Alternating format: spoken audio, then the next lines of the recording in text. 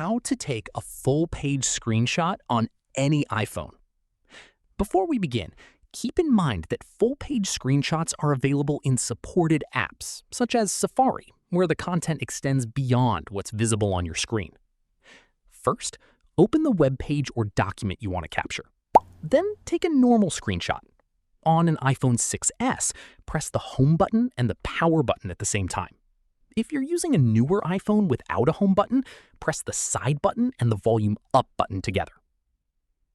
Once the screenshot preview appears in the bottom left corner, tap it before it disappears. At the top of the screen, you'll see two options, Screen and Full Page. Tap Full Page to capture the entire web page or document, not just the visible portion. If you want to keep the complete page, tap Done. Then choose Save PDF to Files. Since full-page screenshots are saved as PDF files, you'll be able to access them later from the Files app. That's it! You've successfully taken a full-page screenshot on your iPhone. If this tutorial helped, don't forget to like this video and subscribe for more iPhone tips, iOS tutorials, and easy tech guides.